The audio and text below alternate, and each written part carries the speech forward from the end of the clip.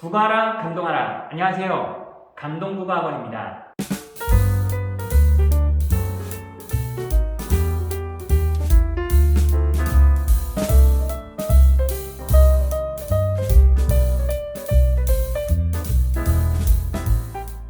오늘은 감동국어 2학년 내신대비 프로그램에 대해서 말씀드리고자 합니다.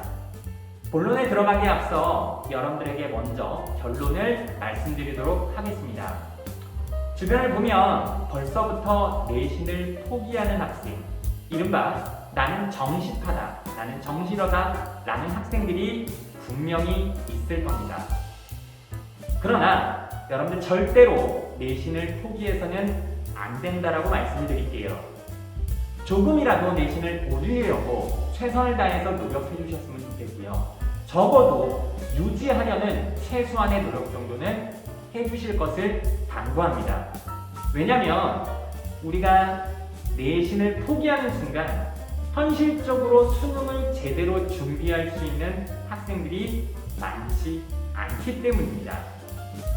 막상 나는 내신을 포기했지만 수능을 준비하려고 하는데 주변 어디에도 2학년을 대상으로 수능을 준비해 줄 수 있는 학원이 존재하지 않습니다. 그리고 내신과 수능이 무관하다라고 생각하는 경우가 많은데요. 내신에서 배웠던 작품이 나오기 때문에 수능과 연관된다라고 말씀드리는 것은 아닙니다. 내신을 공부할 때 그 힘이 수능을 준비할 수 있는 원동력이 될 수 있기 때문에 마지막 순간까지도 3학년 1학기까지는 절대로 내신을 포기하지 않도록 하셨으면 좋겠습니다. 여러분의 내신과 수능, 바로 감동국어가 도와드릴 테니 끝까지 최선을 다하는 아름다운 모습을 보여주시기 바랍니다.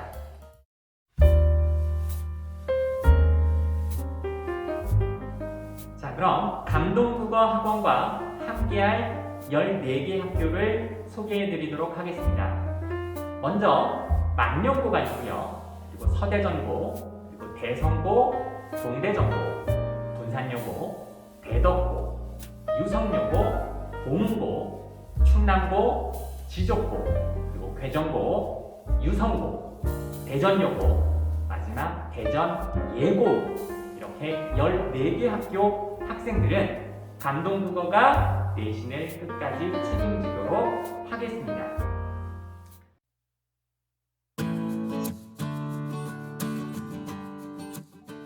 자, 그러면 2학년 내신에서 도대체 무엇을 배우는지 간략하게 말씀을 드리도록 하겠습니다. 보통 일반적으로 1학기 때는요, 대부분의 학교에서 문학을 배우게 되고요. 2학기 때는 독서, 우리가 흔히 얘기하는 비문학을 배우게 됩니다.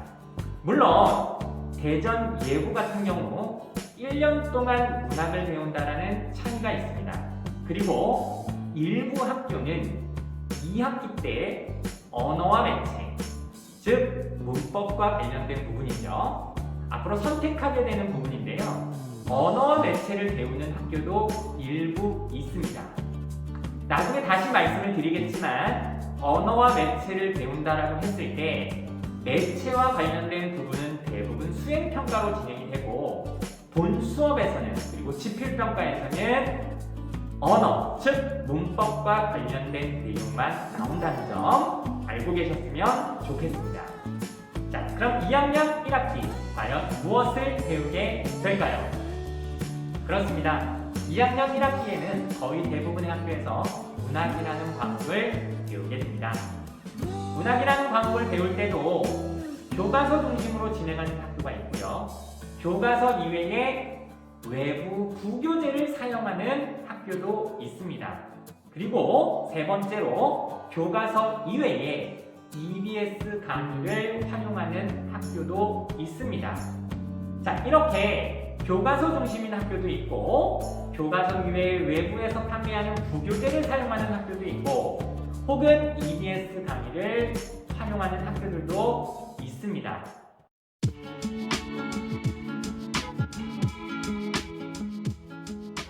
자, 그럼 2학년 1학기 때 배우게 되는 문학 과목에 대해서 조금 구체적으로 말씀을 드리도록 하겠습니다.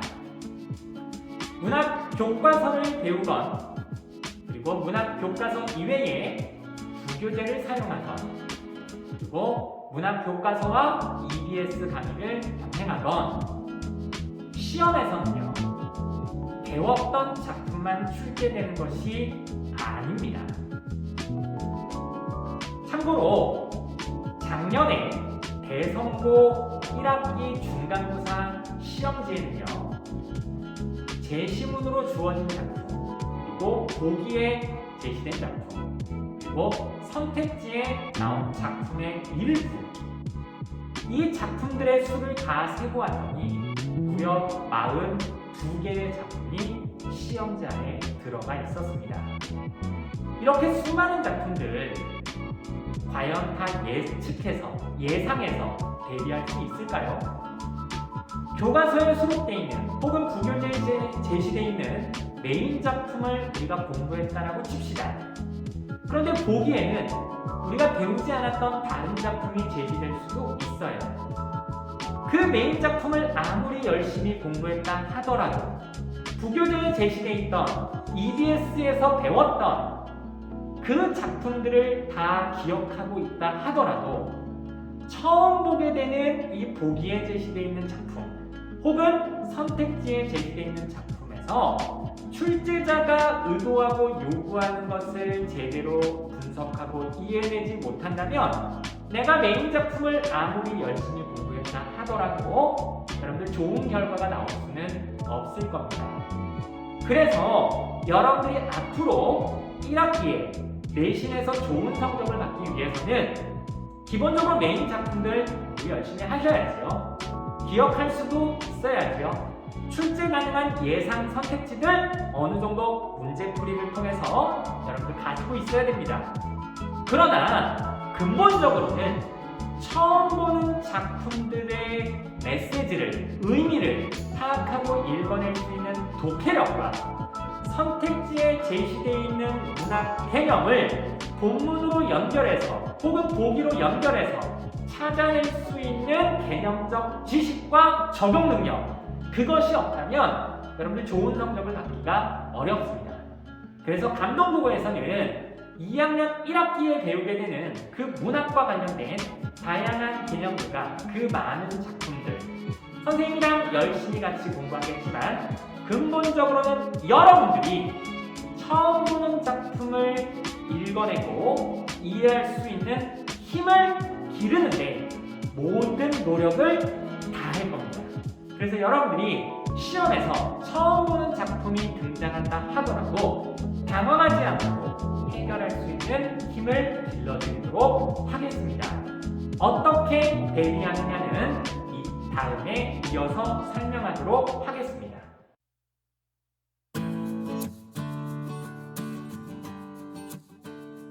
자, 1학기가 끝나고 2학기가 되면 배우게 되는 과목이 바뀝니다. 1학년 때는 1년 동안 한 권의 국어 교과서를 가지고 수업을 했다면 2학년 때는 1학기 때 문학, 2학기 때는 일반적으로 독서라는 교과목을 배우게 됩니다.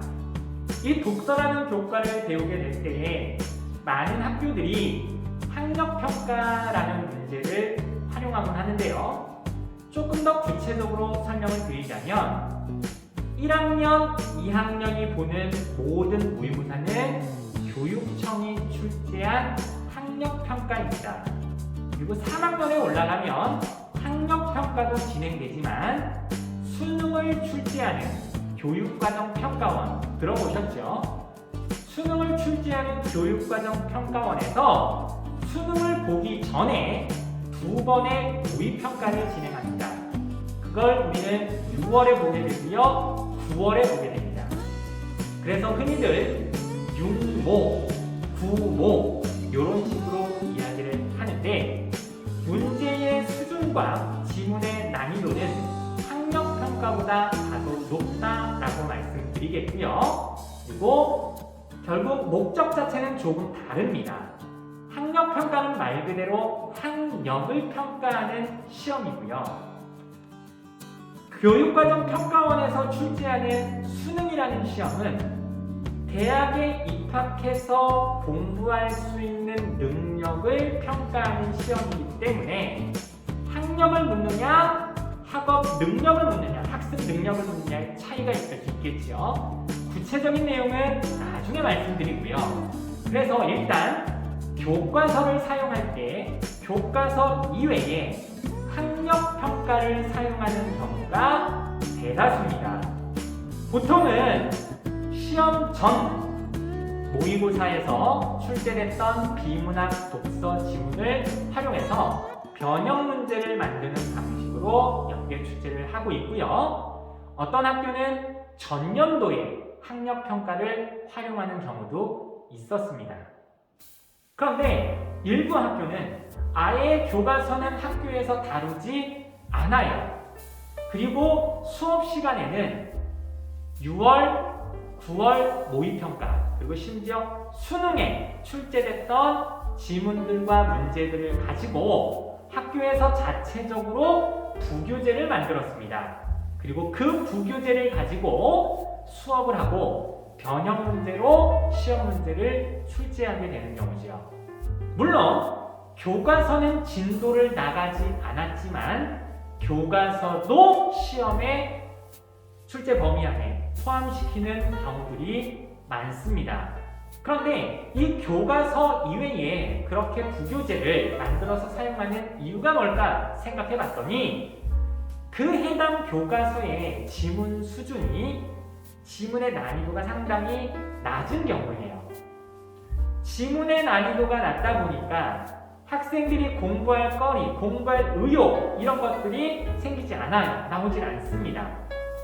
그래서 교과서의 지문 수준이 낮은 그런 학교들은 교과서 이외에 기출문제를 활용한다든가 혹은 EBS를 활용한다든가 그런 방식으로 변별력을 확보하고 있습니다. 그리고 특수하게도 교과서는 선정이 되어 있지만 교과서를 전혀 다루지 않는 학교들도 있어요. 그리고 그런 학교에서는 보통 EBS 교재를 교과서처럼 활용하고 있습니다. 물론 문제를 출제할 때는 원래 수록되어 있던 문제를 그대로 옮겨서 출제하는 것이 아니라 선택지나 새로운 문제를 만들어서 선택지를 변형하거나 혹은 새로운 문제를 만드는 방식으로 출제하고 있는 경우죠.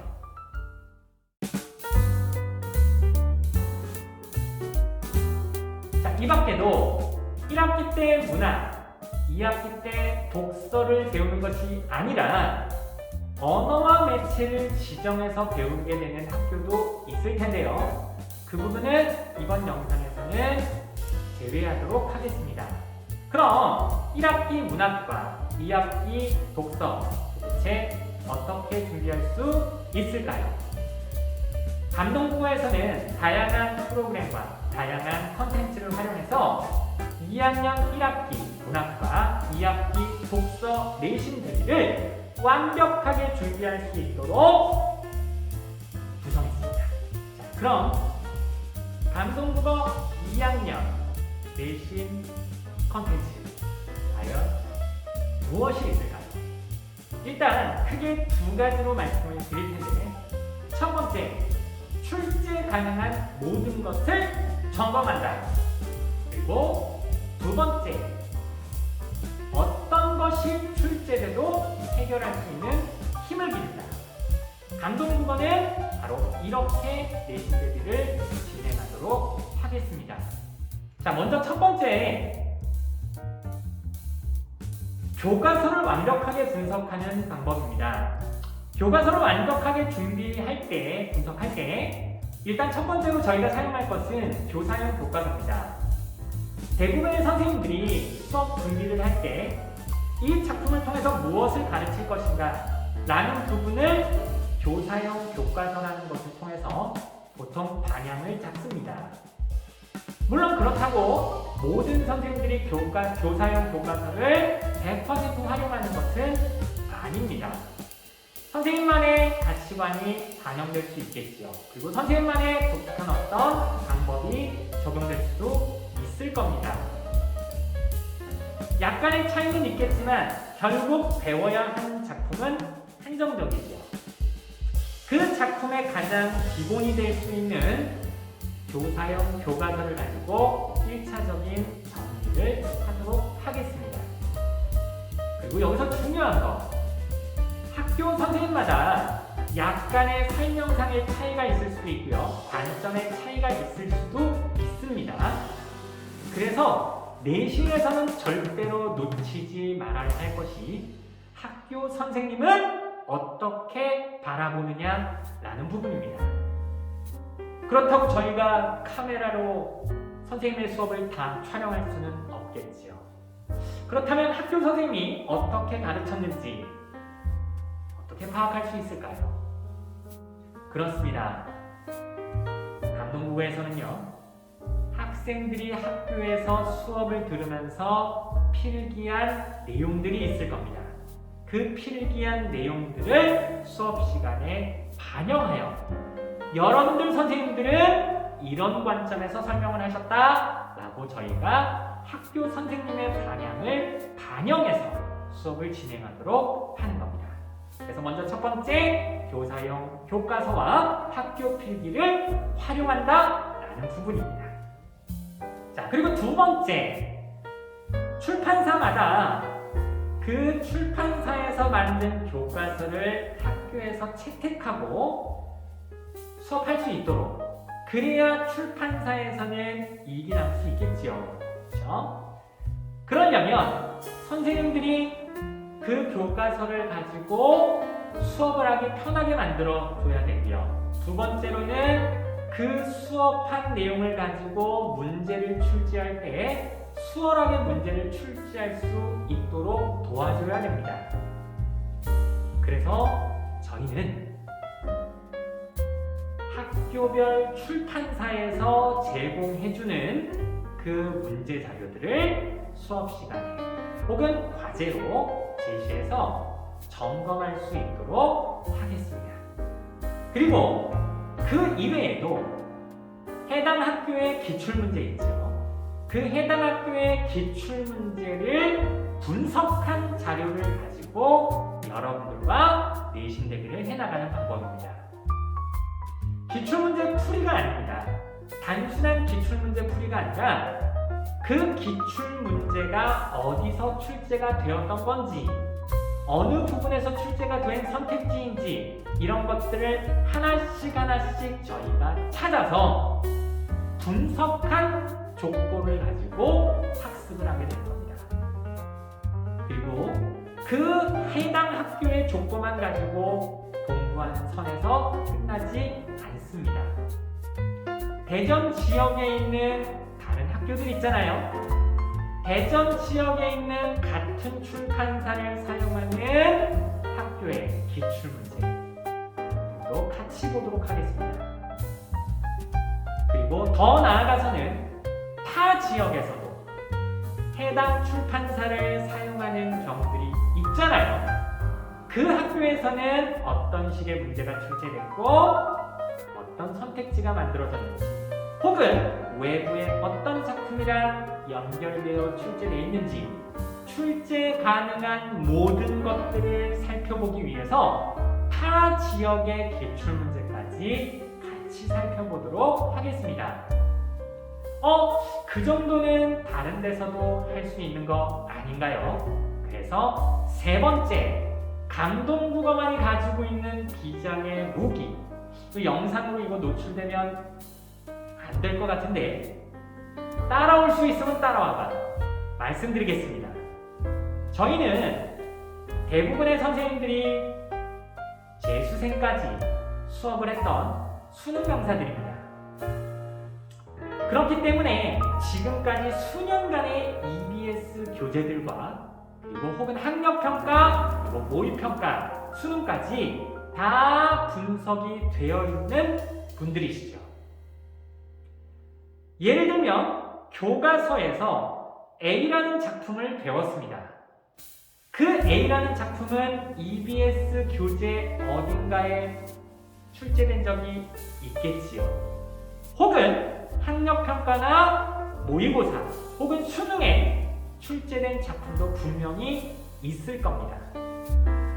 저는요, 그 교과서에 수록되어 있는 모든 작품들을 일일이 하나하나 EBS와 학력평가, 심지어 모의평가와 수능에서 나왔던 적이 있는 작품들은 모조리 찾아서 정리해 두었습니다.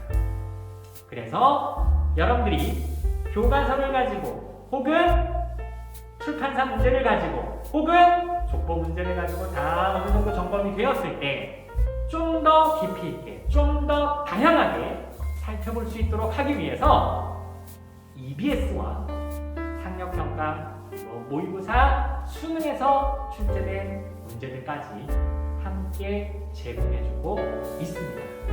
이 사실은 비밀이 아닙니다. 아무나 만들 수 있는 자료가 아니기 때문에 따라올 수 없기 때문이죠. 자, 그러면 이렇게 다양한 자료들을 가지고 공부했어요. 문제를 풀었는데 어떤 문제는 틀린 부분도 있을 겁니다. 그리고 그 틀렸을 당시에는 이 문제를 내가 왜 틀렸지? 뭐가 이해가 잘못됐지? 하나하나씩 찾아도 봤을 겁니다. 그러나 따로따로 놀고 있는 그 문제들과 선택지들 다시 본다면 찾아보기 힘들 겁니다. 그래서 준비시키도록 하겠습니다. 준비해주는 것이 아니라 여러분들이 준비할 수 있도록 하겠습니다. 바로 단권화 노트입니다. 그 단권화 노트는 대부분의 학원에서 대부분의 선생님들이 직접 만들어서 제공을 해줍니다. 아주 친절하게. 그러나 어떤 학생이 3번이라는 선택지를 찾아서 틀렸어요. A라는 학생도 3번을 찾아서 틀렸고 B라는 학생도 3번을 찾아서 틀렸습니다. 그러나 그 A라는 학생과 B라는 학생이 3번을 선택한 이유는 다를 수도 있습니다. 모두가 각자의 나름의 논리를 가지고 나름의 알고 있는 지식을 가지고 찾은 선택지입니다. 그런데 천편일률적인 정리 노트를 가지고 그 부분이 해결될 수는 없는 거죠. 그래서 이 단권화 노트는 학생이 직접 자기의 손으로 만들어 가도록 해야 합니다. 매 시간 배우게 되는 작품이 있겠지요. 그 작품과 관련된 여러 가지 다양한 종류의 문제들을 풀 겁니다. 그리고 그 작품에 대해서 설명하고 있는 수많은 선택지들이 있을 거고요. 그 선택지들을 하나하나 한 곳으로 모아가는 작업, 그게 바로 단권화 노트를 만드는 과정입니다. 그 단권화 노트는 선생님이 만들어주는 게 아니라 여러분들이 만들어가야 할 노트가 되는 거죠. 그리고 그 단권화 노트는 바로 오답 노트 겸용이 되셔야 됩니다. 그래서 틀린 문제가 있을 때 이 문제가 어디 있었지 찾아보는 것이 아니라 그 해당 작품을 펼치면 그와 관련된 모든 선택지와 혹은 내가 틀렸던 문제가 그 단권화 노트에 한눈에 볼 수 있도록 정리가 되어 있어야 하는 겁니다. 그래서 저희는 담동국어에서는 단권화 노트를 여러분들이 직접 만들어 가도록 그렇게 지도하도록 하겠습니다. 자, 여기서 끝나면 담동국어가 아니지요. 자, 지금까지 우리가 무엇을 살펴봤었죠? 첫 번째, 교사용 교과서와 그리고 학교에서 선생님이 수업한 필기 내용, 그리고 학교별 출판사에서 출판사별로 제공해주는 평가 문제 자료, 그리고 해당 학교의 족보 분석 자료, 그리고 대전 지역의 같은 출판사를 사용하고 있는 다른 학교의 기출문제, 그리고 타 지역의 기출문제까지, 그리고 심지어는 EBS와 그리고 모의고사에 출제됐던 모든 문제들까지 그렇게 공부를 하면서 단권화 노트를 정리했습니다. 이것만으로도 사실 너무나 벅찰 만큼의 많은 공부를 했다고 할 수 있습니다. 하지만 감동국어가 준비한 마지막 내신 대비 핵심 컨텐츠, 바로 시크릿 독후 모의고사가 기다리고 있습니다. 가장 좋은 문제들, 그리고 출제 가능성이 가장 높은 문제들 선생님들이 직접 만들어서 마지막 점검 때 확인할 수 있도록 하겠습니다. 그리고 그와 관련해서 마지막 정리된 부분까지, 핵심 정리 노트까지, 그렇게 해서 여러분들이 그것까지 보신다면 출제 가능한 모든 것들을 공부하게 되는 거고요. 그렇게 공부하는 과정에서 여러분들은 어떤 외부 재문이 출제된다 하더라도 읽을 수 있고 이해할 수 있고 정답을 찾을 수 있는 힘이 생기게 될 겁니다. 그래서 저희는 시 출제 가능한 모든 것들을 준비한다. 그리고 어떤 작품이 출제된다 하더라도 읽을 수 있는 힘을 깁니다. 이게 바로 감동국어가 준비한 2학년 내신 대비 프로그램입니다.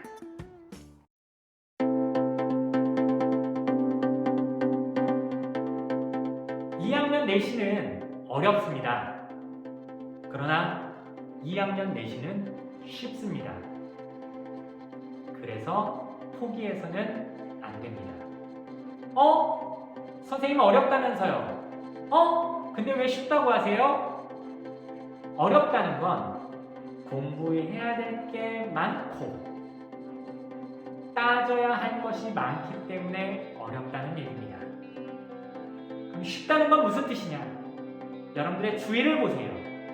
2학년이 되면서 하나둘씩 내신을 포기하는 학생들이 많아집니다. 즉, 우리가 경쟁해야 되는 학생들의 수는 점점 적어지는 거기 때문에 쉽습니다. 근데 한번 생각해 보세요. 어떤 학생들이 내신을 포기하고 어떤 학생들이 내신을 포기하지 않고 내신에 올인하느냐? 그렇습니다. 1학년 때 내신이 좋지 않았던 학생들은 서서히 내신을 포기해갑니다. 그러나 1학년 때 내신이 굉장히 좋았던 학생들은 2학년 때 더 치열하게 준비할 겁니다. 더 치열하게 준비하고 있는 학생들과 감동국어 학생들은 경쟁할 겁니다. 경쟁하는 인원이 적어졌기 때문에, 그러나 그 경쟁해야 되는 상대는 너무도 막강할 수 있습니다. 원래 잘하던 아이가 잘하는 것은 쉽습니다. 조금 부족했지만 역전하는 것이 멋진 승부고 재밌는 경기 아니겠습니까? 여러분들은 바로 역전의 주인공이 될 겁니다. 국어하라, 감동하라.